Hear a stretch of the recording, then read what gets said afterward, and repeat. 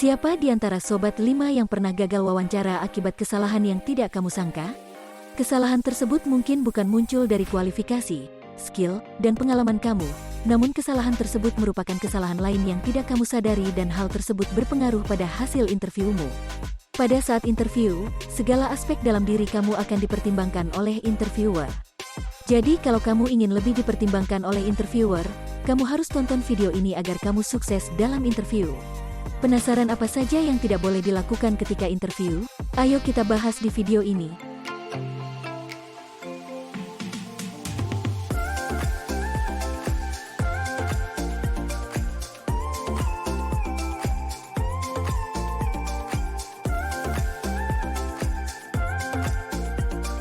Hai Sobat 5, balik lagi sama Minli di sini.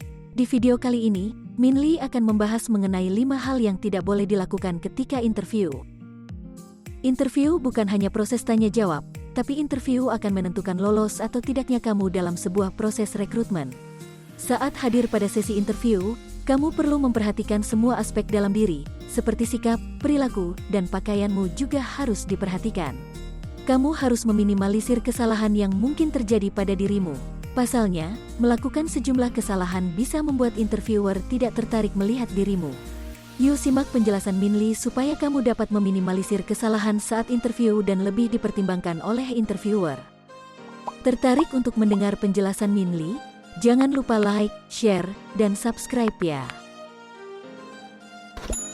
Saat kamu interview, sebaiknya hindari hal berikut ini. Kamu tidak ingin interviewmu gagal, maka kamu tidak boleh datang terlambat. Apakah kamu berpikir bahwa hanya telat 5 menit saja tidak apa-apa? Itu salah. Meskipun hanya 5 menit tetap saja kamu terlambat datang dan itu tidak sopan. Sebab, interviewer sudah meluangkan waktu untukmu jadi kamu harus menghargai waktunya dengan cara datang tepat waktu. Interviewer tidak akan menoleransi apapun alasanmu datang terlambat, meskipun kamu mendapat kendala dalam perjalanan seperti terjebak macet atau tersesat saat menuju lokasi interview. Kamu harus datang tepat waktu dengan cara berangkat lebih awal meskipun jarak ke lokasinya cukup dekat dari rumahmu. Apabila kamu datang tepat waktu, kamu akan dinilai memiliki kemampuan manajemen waktu yang baik dan menghargai orang lain. Hal ini merupakan tanda kamu memiliki jiwa profesional dan sudah menjadi satu poin plus walau kamu belum bertemu dengan interviewer. Sudah datang terlambat, kamu juga tidak memperhatikan pakaianmu, maka kesan pertamamu akan dinilai buruk oleh interviewer. Tidak memperhatikan pakaianmu dapat menunjukkan bahwa kamu tidak peduli dengan penampilan diri kamu. Kamu juga dinilai tidak mencari tahu terlebih dahulu terkait standar penampilan perusahaan yang kamu lamar. Jangan datang ke wawancara dengan penampilan yang tidak rapi atau tidak sesuai dengan standar penampilan perusahaan. Kamu bisa riset terlebih dahulu bagaimana budaya perusahaan tersebut, apakah profesional bisnis atau lebih casual environment. Selalu gunakanlah pakaian yang rapi, sopan, dan mencerminkan dirimu sebagai orang yang profesional. Saat kamu memasuki ruang interview, kamu tidak boleh terlihat lemas dan tidak bersemangat. Jika kamu terlihat lemas dan tidak bersemangat, kamu akan dinilai sebagai orang yang tidak tertarik dengan pekerjaan atau tidak memiliki semangat untuk bekerja. Lemas dan tidak bersemangat juga dapat mencerminkan bahwa kamu tidak berniat mengikuti wawancara. Bisa jadi kamu malah kehilangan peluang mendapatkan kerja karena bersikap seperti itu. Interviewer menginginkan calon karyawan yang memiliki energi positif dan potensi untuk mengembangkan diri di perusahaan tersebut. Oleh karena itu, kamu harus memperlihatkan keinginan dan semangat untuk belajar dan mengembangkan diri saat wawancara. Hal lain yang tidak boleh kamu lakukan ketika wawancara adalah tidak memperhatikan tata krama. Tata krama kamu dinilai sejak kamu masuk ke ruang interview.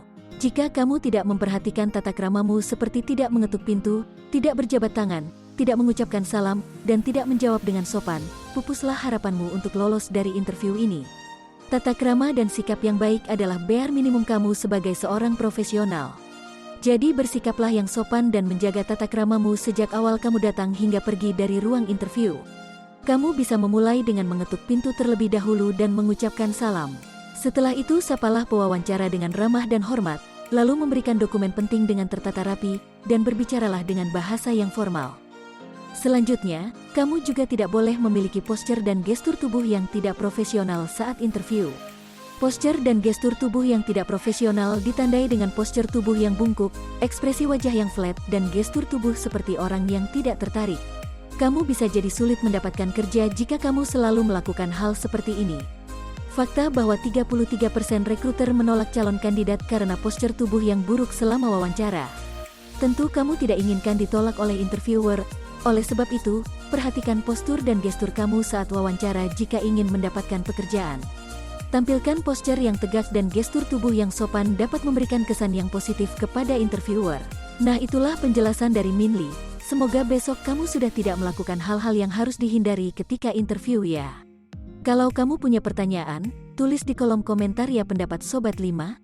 Oke, segitu dulu sharing dari Min Lee kali ini. Jangan lupa cek video Min Lee yang lain ya. Jika kamu merasa video ini bermanfaat, like, share, subscribe, dan ajak teman kamu ya, biar Min Lee lebih semangat lagi bikin videonya. See you on the next video.